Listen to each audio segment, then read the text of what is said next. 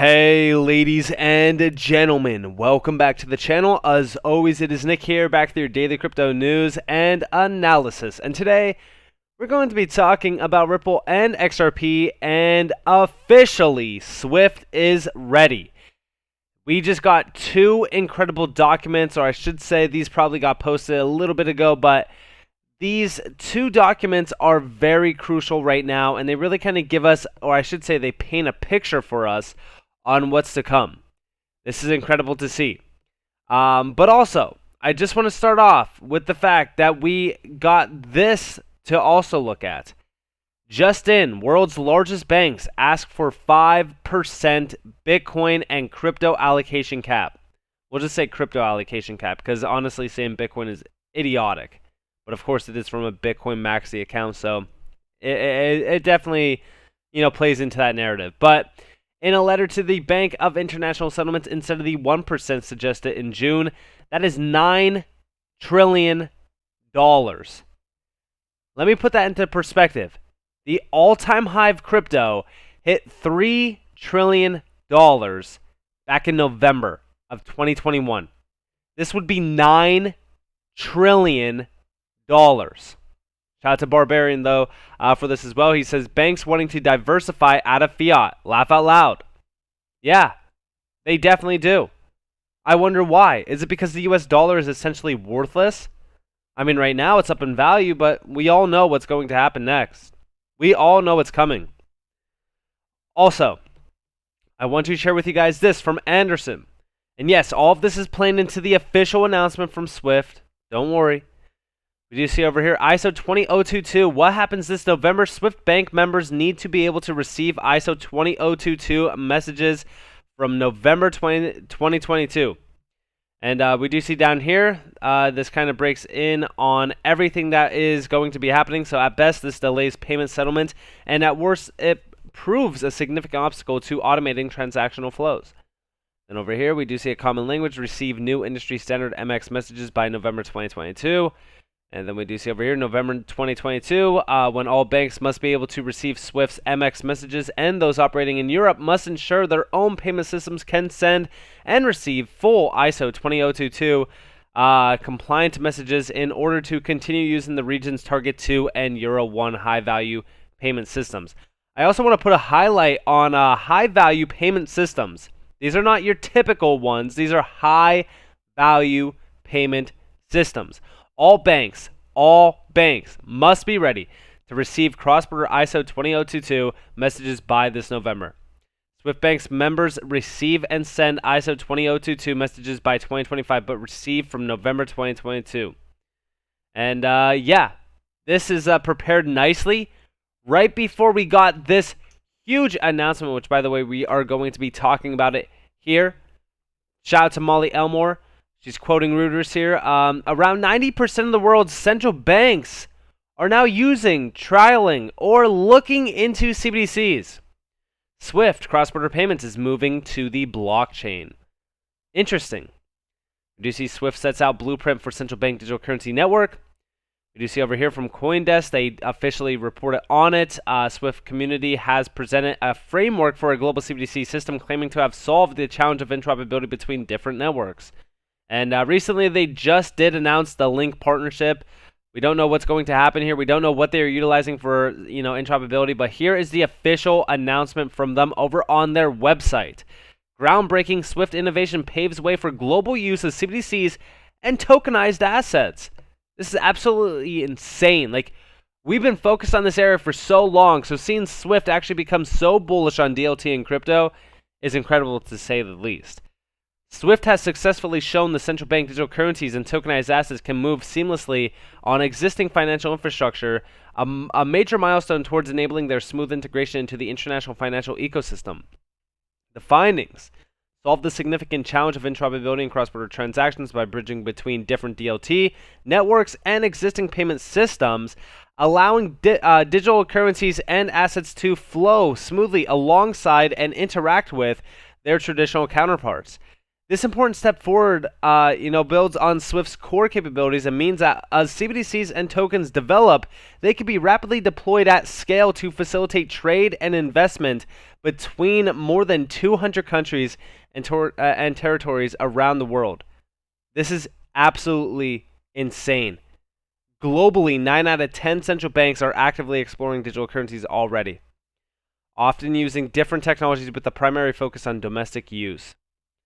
Yeah, this is huge. This is probably one of the biggest announcements that we've seen from Swift to date.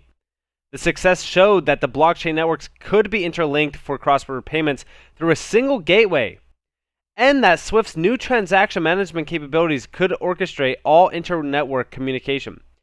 14 central banks, and they do mention them all here: Wells Fargo, UBS, Standard Chartered, SMBC, NatWest, and many others, as well as HSBC and Deutsche, Banque de France as well.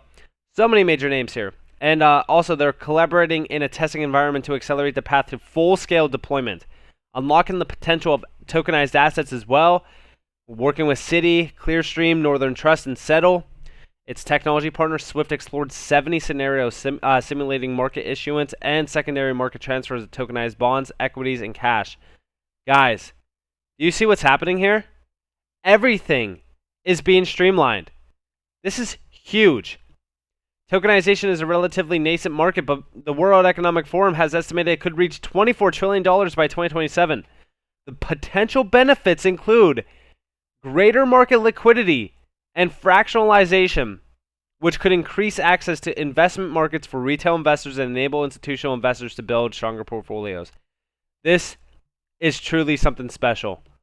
Tokenization has great potential when it comes to strengthening liquidity in markets and increasing access to investment opportunities. 11,000 financial institutions here and 4 billion accounts across 200 countries and territories was created to bridge geographies, technologies, and currencies. All through, look at this. This is huge. The experiments are part of Swift's extensive innovation agenda in support of its strategic focus on enabling instant, frictionless, and interoperable cross-border transactions. Who has been focused on this for so long? There's only one name that comes to mind: Ripple with XRP. And no, it's not because I'm biased or anything like that. No, because they have been. They've been focused on it for over a decade. So you're going to tell me that, all three of these key points here are not solved already by Ripple? It already is. And not only that, but also we have a full insight on things. So here is the results report. This is Connecting Digital Islands, Tokenized Assets, results of Swift's collaborative experiments interlinking multiple tokenization platforms to achieve global interoperability. There's a lot to this, but we do know that this is centered on DLT. It's centered on liquidity. It's centered on tokenization, records of value. It's also focused on legacy assets with limited liquidity. Well, I should say they're targeting those legacy assets with limited liquidity and multiple layers of disintermediation. So those are the big areas. But yeah, so all of this is definitely focused on some big areas. DLT is the main focus that I wanted to focus on anyways. But let's go to DLT here. This is down the page. It's on page 6. Kind of zoom in real quick just so that you guys can see. So here are the open hurdles. They do go in depth on CBDC, stablecoins, all that kind of stuff. But up here is where we really kind of do see DLT being talked about. We could read the ISO 20022 integration as well. So for securities markets, this also means that current communication standards such as ISO 15022 and ISO 20022, which encapsulate current business requirements, will need to evolve to cater for the particularities of new digital asset classes. Although communication with DLT platforms often happens through APIs, the API gateway plug and play with Quant is one that comes up to mind.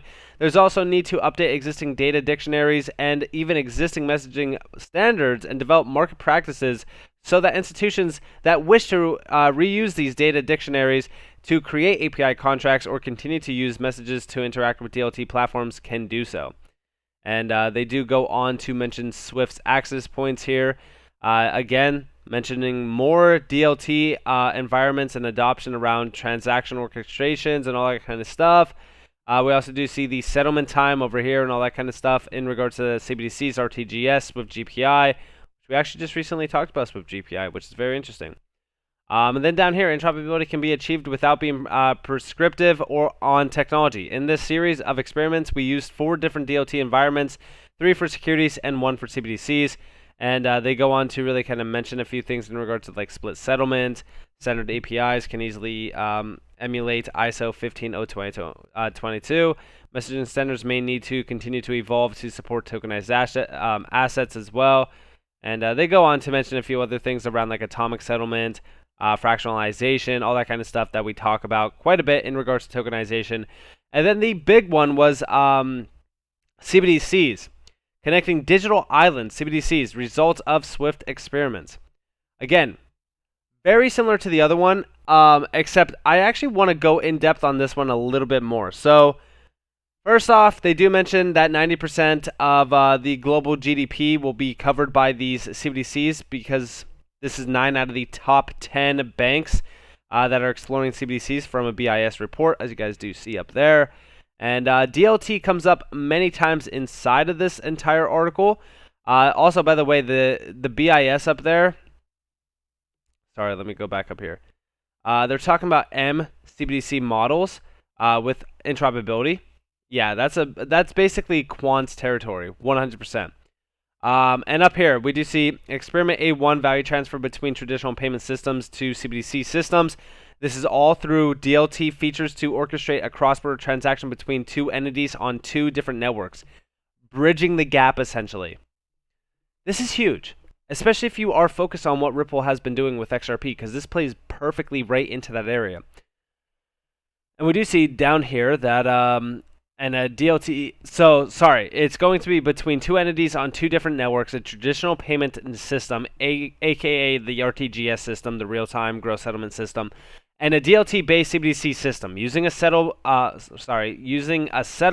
a DLT network, funds were locked until settlement was on the DLT.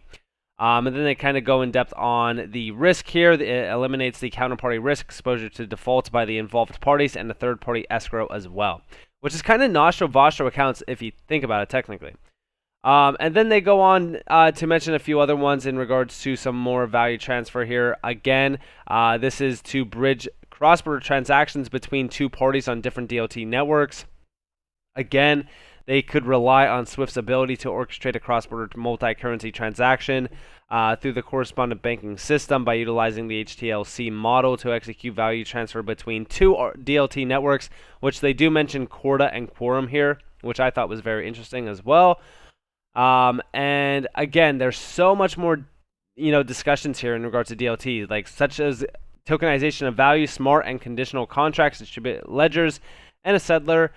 This is all centered on CBDC discussions, specifically around settlement, cross-border payments, tokenization. Like, this is insane. And we actually do see cross-border usability. This is going to be through ISO 20022 messaging will improve interaction, especially in cross-border and inter-DLT transfers. And then they also go to talk about PKI-based identity. This is, again, over the DLT network. 2 different DLT networks. Again, all of these experiments are through DLT. Remember what I keep telling you guys about DLT. Pay attention to things like this because all of this is going to be centered on crypto. These DLTs are going to be key and crucial for almost all of this. Like, for example, here is DLT format, as well as DLT transfers between CBDC, CBDC to CBDC. I mean, everything in this article plays perfectly into DLT. Like, here you have more of a experiment flow, CBDC to CBDC. Like, everything is happening so fast. This is so, like, tell me what you guys think about this down in the comments below, because we are seeing some major streamlined adoption of DLT at this point. I do believe that this is the start of the inevitable future around crypto. Everything is moving so fast. We recently talked about the IMF, International Monetary Fund. Yeah, distributed ledger technology experiments in payments and settlement. They were focused on DLT for a while, specifically around liquidity savings, resiliency, capacity, privacy, finality, settlement finality as well. Like, by the way, instant settlement finality. Sorry. So, and you guys can see this. Like, the projects examine and analyze issues associated with operational capacity, resiliency, liquidity savings, settlement finality, and privacy. DLT-based solutions can also facilitate delivery versus payment of securities. By the way, there you guys have it. Efficient cross-border payments. Big deal, right? I mean, I'm telling you guys, like, you need to truly pay attention to this because everything is moving so fast. Here's June 7th, 2022, digital currencies and energy consumption.